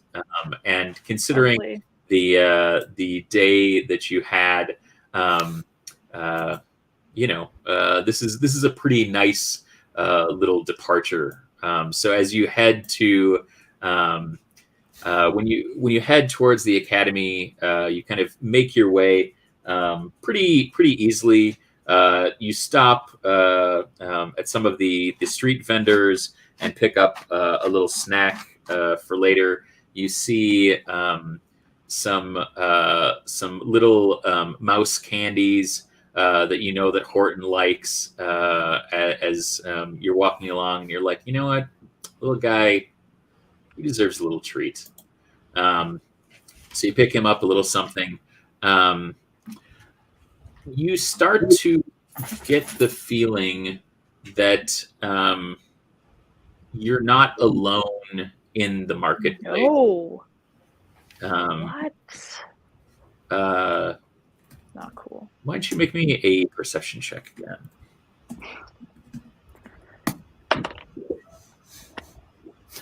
That's a 13. You are kind of stopping at a stall and kind of trying to figure out how to burn a little time. There are other shoppers. And you begin to feel the hair on the back of your neck stand on end for just a second, and you turn around and see a kind of figure kind of exiting down an alley that you haven't been down before. What a creeper. I mean, I'm gonna go see who that is. All right. Ruining my nice day of shopping. The sunshine. You head down the alley and you don't friends. see kind of anybody that isn't kind of moving at a normal shopping pace. The other shoppers are kind of moving from stall to stall, and you still have that feeling of the hair on the back of your neck standing on end, but it seems to fade as you kind of observe and more times passes. They're probably pink though. How would you like to proceed? So I sense that there's something, and then I can sense that whatever that is dissipates. Yeah, as more time passes, it begins to dissipate. Okay. I mean, if I don't see anybody and I don't sense that I'm still being followed, I'd probably just finish my shopping. Well, why don't you make me a perception check? Or actually, you know what? Make me an insight check. Oh, God. I mean, it could be investigation too, I suppose, if you're really about it. But no, we'll do insight over investigation. Okay. That's a 20. You still get the feeling you're being watched. What the shit? Uncool. And as I look around, I don't see anybody that looks suspicious. Make me a perception check. Oh, God. I'm not good at perceiving things. That's an 18, though. You kind of look around and kind of walk a little bit further in the alley, and you recognize that the kind of further down this side street you go, the more your the hair on your neck kind of stands on end again, until there's a kind of smaller side alley, and like as you kind of reach the edge of that, it's like standing straight on end. Have I entered this alley yet? Nope, you're This just kind of little side alley? at the kind of edge of it. Going down the side alley. All right. You walk down the alley, and you see that there's very little traffic that's going on here, as most of the foot traffic is kind of staying on that main side street. And the further you walk, like a sensible thing for people to do. Absolutely. And the further you go in, the kind of more kind of keenly aware you are of someone watching you. And then from out of nowhere, you are bowled over and knocked on your back. And that is where we will end episode 4 of Drakewind. I better be knocked over by Nico the dragon who just wants more scritches. Better be who it is. We'll see you in 2 weeks. Let's all go around, tell the folks where they can find you. Then we'll take a little break. We'll give that beautiful boy scritches, and we'll come back for a little Behind the Falls after show. So, without further ado, Horton, Nate, take it away. All right, you can find me on Instagram and Twitter at Cubicle Zombie. You can also find me on the 28th on this very channel for some Down and Outlands, playing a wonderful little Otterkin boy. Heyo. I'm Warrior. You can find me at WarriorMN on the socials. You can also find me on the 28th Down and Outlands. I won't be playing an Otterkin. I will be playing a Knoll, though. He's also pretty great. You can also, in addition, find me tomorrow morning right here at 10 a.m. Central Standard Time for prep school. King and I are going to talk what goes on in my brain, I guess. So that'll be something. You can find me Twitter at Lady Christie and Instagram at Lady Christie K, and look at pictures of my cat and stuff I've baked.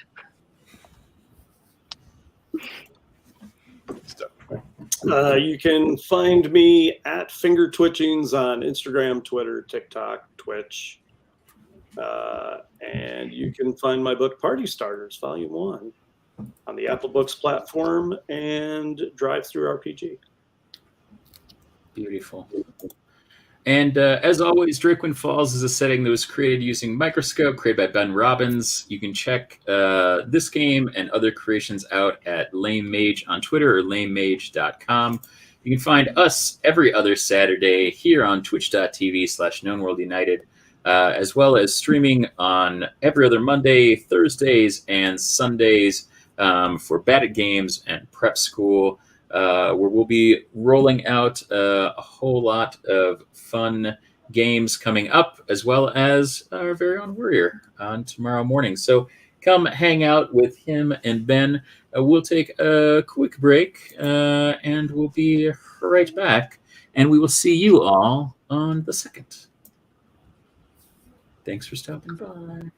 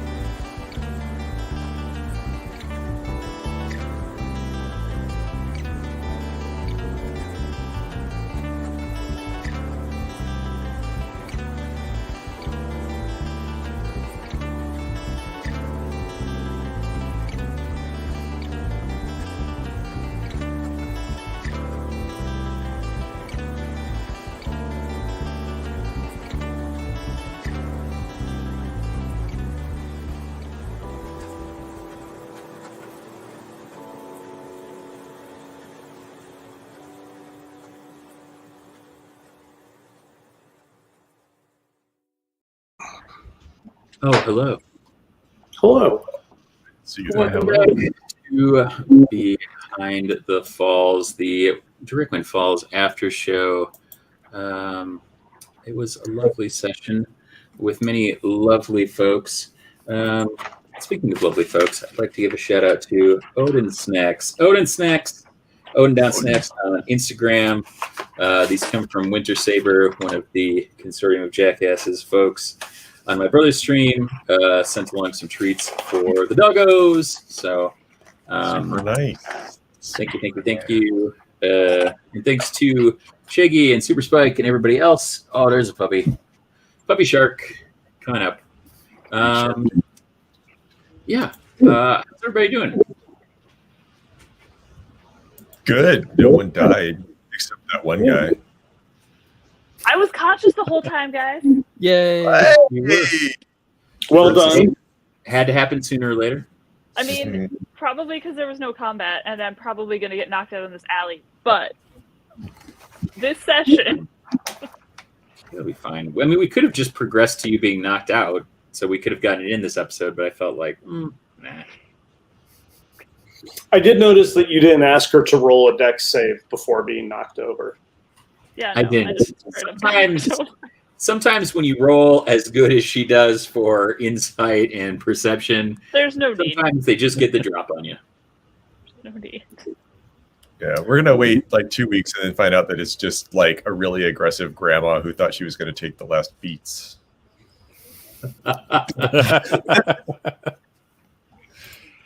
She really wanted to buy that mouse candy, and it was the last box. Yeah.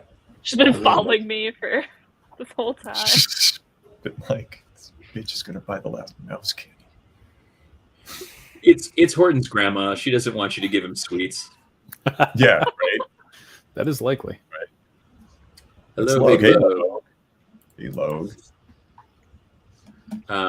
Yeah, so a little bit different pace, I think, obviously, than the last time. Voices that were a little bit easier on my throat in general, which makes me happy. But yeah, what did you all think of the kind of outcome of all of this and some of the actions of the characters. Lots of Pretty good. lots of war crimes, violations of the A Geneva lot of Convention. war crimes. What's a Geneva? Geneva could exist. We don't know. I guess we do Sure. know. But It we haven't could. officially put it on the map, but it could be there. Geneva can exist, but Bryant Lake Bowl cannot. No, No, fuck that place. that's Super amazing. Fucking Bryant Lake Bowl. Um, Get expensive chocolate, but we can't get expensive quesadillas. Or parking.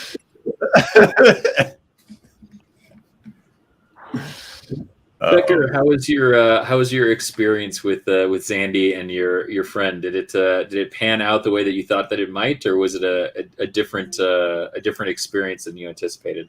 It was a bit different than what I anticipated. Yeah. I was hopeful that I would just get some answers. Yeah. You always look for the best. Yeah, absolutely. And you're allowed to lie to those that you're questioning. It's a true story. I did no actual harm. Yeah, I mean, you're not wrong. Yeah. I mean, you didn't know he was going to have like a lightning cyanide capsule. Yeah, I did not see that coming. These things happen. Yeah. I suspect that Zandy would be willing to go way further than what Becker would. Zandy scares the shit out of me. And I think mostly I'm just confused that Highland felt the need to like insinuate that Becker has treated Fern poorly when Becker has never done anything but been friendly and polite to Fern. He didn't imply that you treated her poorly. He implied that you're being a dick about who she is. He doesn't know that you don't know who she is. Well, But you've been a dick about it.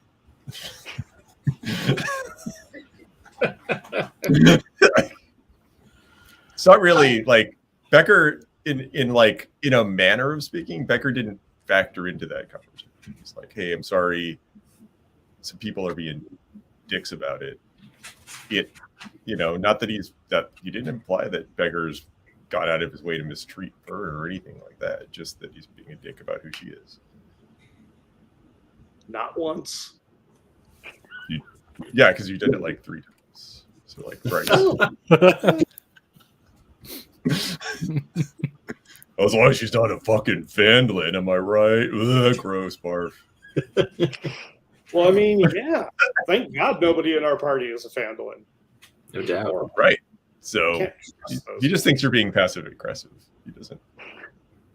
He's like, I what a feel like weird I thing would- to bring up out of the blue when you don't, if you didn't know. You know what I mean? Highland is very on the level. Highland gives people the benefit of the doubt. He's just like, hey, sorry someone was being a dick about who you are. I think you're cool. How do you think? I mean, You're not the Fern, protagonist. how do you feel about your acceptance in the group and the kind of cohesion? Are you getting? Is Fern picking up on any vibes, or does she kind of feel threatened or kind of scared about? I feel like Fern's general consensus is that like she hasn't done anything wrong, and so she knows she kind of comes from this legacy, but as far as she's concerned, she's like, that's in the past.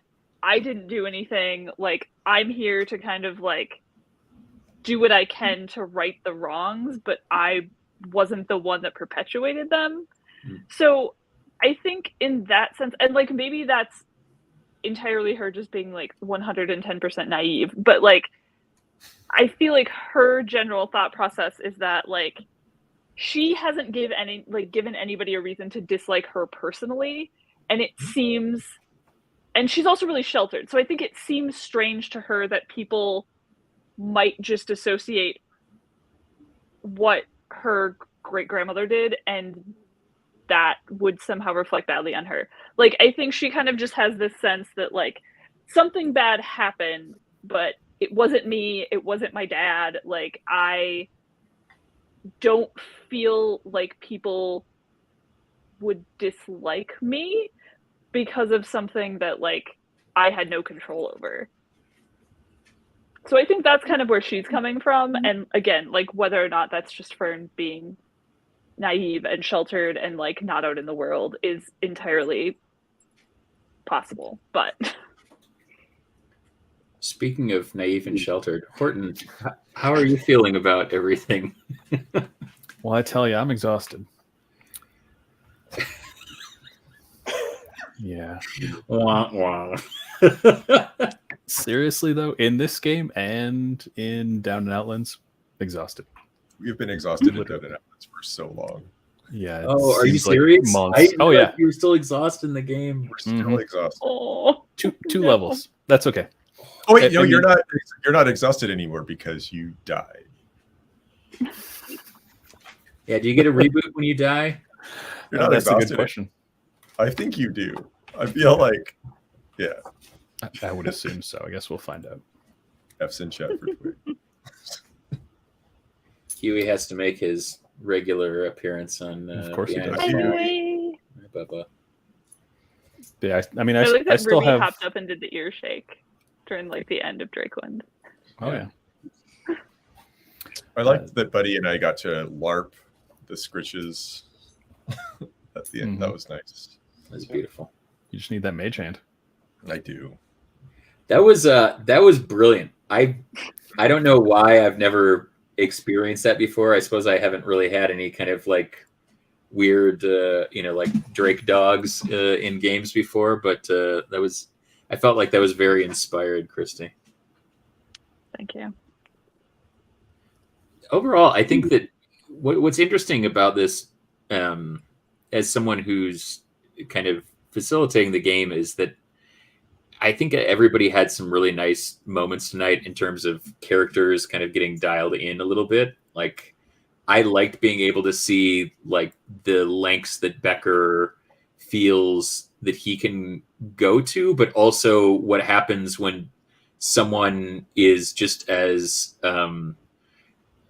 like flexible, not kind of flexible morals, but having a kind of a viewpoint that's not so black and white. And I think that it was really interesting to see how you played that off, Joel. And then I think that for Highland, I like when I feel like I've surprised both Highland and Warrior. I don't think it happens a whole lot. So it's one of the things that's really nice about having the microscope to fall back on, and is that there's so much great detail that I can hopefully offer up, that every once in a while I can, like, throw a little curveball in there, and I think that you responded so well to that. It was fun to be able to kind of play off it. And then sweet Fern and Horton, you're just two sweet dears, and just, just pick you up and make sure you don't get hurt, like right after I knock you unconscious in the game.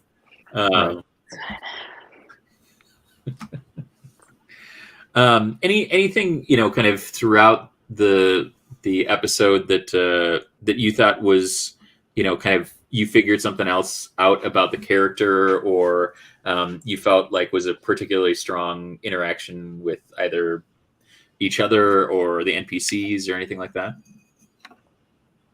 I'm just fucking legitimately terrified of Zandy. I have been legitimately terrified of Zandy from the get-go, but now I'm, like, very legitimately terrified of Zandy. She's very scary. She is very scary. Mm-hmm. I wholeheartedly agree. Dragons are a little freaky deaky to begin with, Sure. but yeah, she's rather powerful.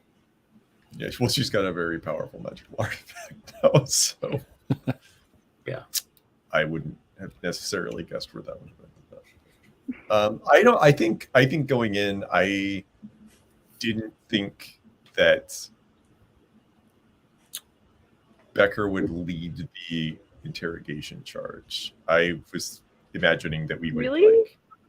I was imagining that we would. I mean, of the four of us, yes, but I was imagining that. I was imagining that, like, this person was going to be taken back to the people who gave us the job, and they would handle the, sensitive questioning and whatever. Yeah. So to kind of plop down in an apothecary shop, and Becker's like, anyway, I'm going to go waterboard this guy. Hey, fireboard. He's going to fireboard the guy. Fireboard. No such Was surprising to me. So, Becker, not in an out of character way, just that went differently than I anticipated it was going to. Becker doesn't trust the council or the people who sent us on that job. No, see, and that's what I thought too, and that's why it wasn't surprising. Like, the way the interrogation went was surprising, but it wasn't surprising to me Fireboard. that you were the one that decided to interrogate that guy. Like, I thought Horton was going to light him up. Becker's not even sure that Grandma Abernathy didn't set us up. Like, he's full on ready to punch any of them in the face.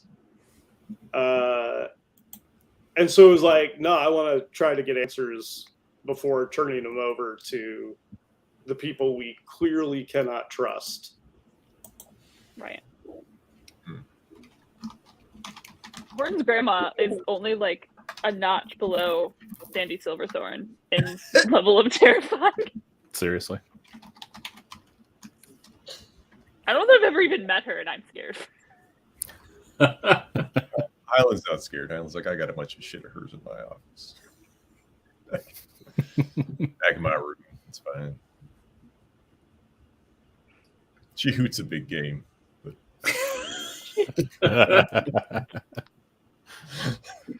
Horton, how do you feel about all of that? How does Horton feel about his grandmother and all of the kind of pressures that come along with that? No, I mean, he's super intimidated. He's worried about what's going to happen in the next two classes he has. He's got alchemy and numeromancy. He's going to fall asleep in one of those for sure. Probably numeromancy, let's be honest. Damn, Fern. Math is tiresome. I was Even going to say magic not math. for Owlin, and then I was kind of like, I'm making weird presumptions about fantasy races. Owls are super You are. good at Although I math. think what we know about Horton, the idea that he would be most excited about math class is not that far-fetched. No, That is that's pretty reasonable. accurate. He's kind of a tiny little nerd. Truth. It's a true story. I know that I said that Huey is tuned in and he can't miss an episode, but really he just wants another little dried chicken heart. That's all he wants. Sure. Isn't that what we all want? Yeah, who doesn't? Do you want one? Like, Ah. How about you, Ruby? Oh, The best is like Ruby comes out of the blackness behind you. Like Huey, you Right. can see because of the contrast, but Ruby is just like He even like blends into Jaws. the wood back there. It's like, what is that? Ruby has been eating dark berries. No doubt. Yeah, there's so much of that, like flora and fauna and two flora, two fauna, and flora and fauna that that's There's a really lot to fun work to with there. like weave in. And so when I was like, oh, I need a apothecary, and I was trying to figure out, like, in the lore of Drakewind, like what I wanted to do for like the rest of the Council of 12. I was really kind of keen to have it distributed through different like races and classes and things like that. And the idea that some of the people that are part of the council are actually just these like foundational business people in the like in the town is something that's like really appealing to me. That some of the people like Lorna Lathright, who co-owns Room and Hoard with her husband Leaf, like that she would be on the Council of 12 is really like appealing to me because it's like, oh, this like, like home goods proprietor, and so the idea that she donated a lot of furniture. She's so yeah, like just trying to distribute, like I said, kind of like through all of these different races that have come to Drakewind Falls and excuse me, classes and things like that. You'll get to meet some others. There's another Owlin on there with representatives of some of the the kind of descendants of the original families. We have a ranger of the green and one of the goodest boys, Houndo Woofington, who I'm super about. Also on the Council of 12. So while Becker is probably right to distrust some of them are the goodest boys. Literally. Well, I don't think it helped that like Becker was not healthy. Becker is still not healthy. Sure. And kind of figuring like, if I'm this beat up, Horton, Fern, and Highland all had to be pretty damn close to dead. 2 hit points. And that's just all kinds of grumpy. Because like even I gave him a short rest for the barroom floor. Yeah. And it got him to roughly half hit points. Yeah. My double dose of tea got me to full. Oh. Ew. Well, I rolled 2 8s somehow. Nice. So that was great. Damn. Nice. Nate, you have passed off your terrible luck to Christy, and I'm so I impressed. showed up with that luck, guys. That's not You new. did. Came in hot.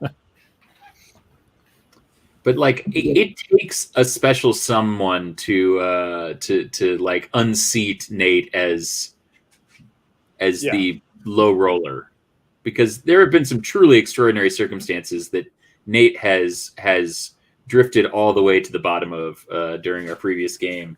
And those depths they did not know deeper until Christy joined the fold.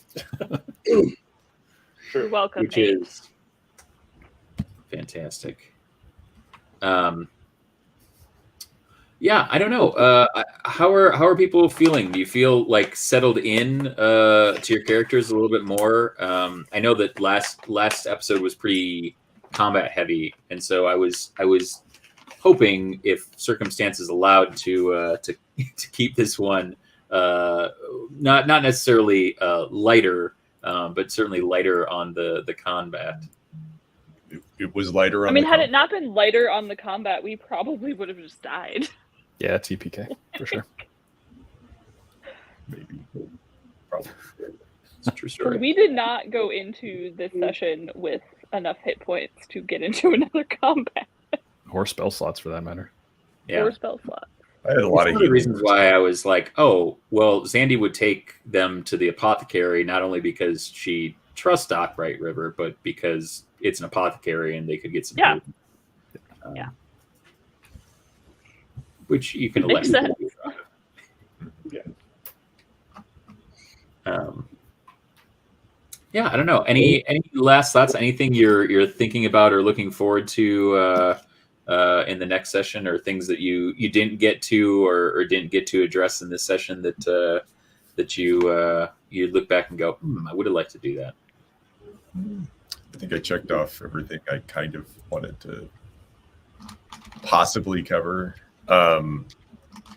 Just kind of went into like, okay, I'd like to call Dad. I'd like to talk to Fern about Finland.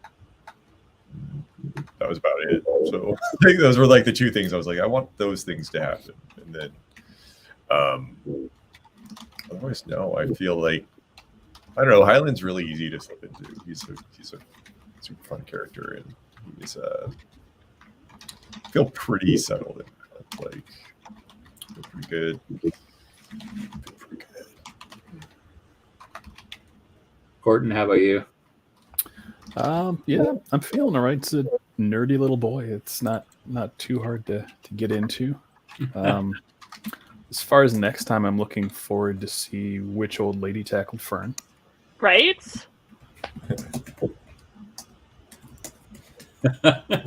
Shaggy said, "Don't forget to pick up milk and eggs." Truth. Oh man, I'm waiting for the time that you're like sick of all of the like miss-sending messages from your dad, and you just like Newstone who this to him. Yes. Yeah, when you meet that dad, he has a lot of sending stones. He's sort of like a pen palaholic in a way. So he has a lot of them. And so he gets them mixed up because he's like it has not occurred to him to like Put names on them. visually delineate one from the other. He's like, I'll remember that this one's in the drawer and this one's It's a good system. It works for him when it except when it doesn't. Highland is his own person, but he is also very much his parents. It's fair. oh man. Becker, Fern, anything that any last parting thoughts? Oh, I mean, I'm excited to see who the fuck's trying to knock me out. That'll be good.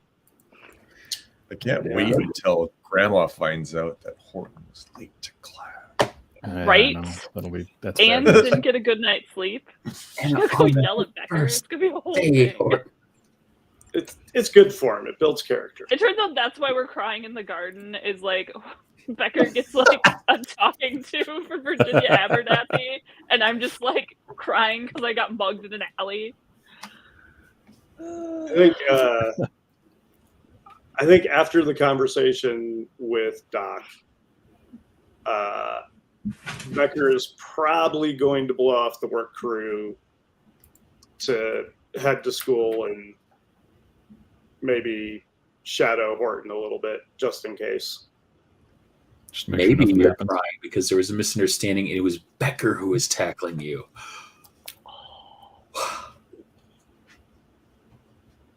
Shouldn't be going down alleys like this.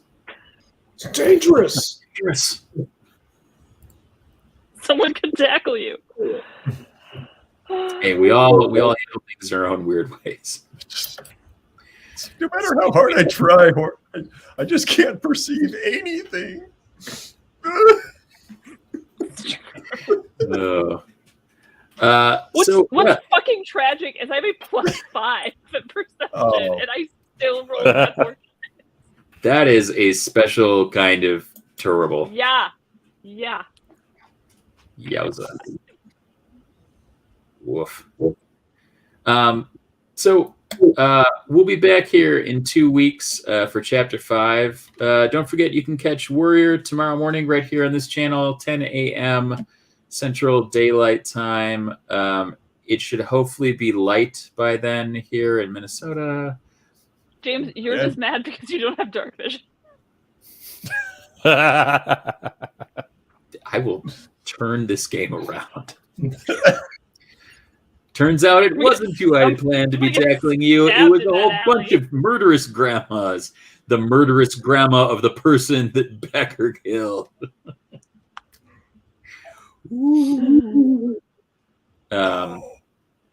Anyway, join us here in 2 weeks for episode 5, the next chapter of whatever happened to the Wardens of Tomorrow here in Drakewind Falls. And stop by and check out all of our sweet, sweet friends. Lady Christy, Joel, Nate, and Warrior.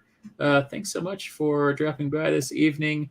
And come on back in 2 weeks on April 2nd for more of Drakewind Falls. And we'll see you next time. Bye.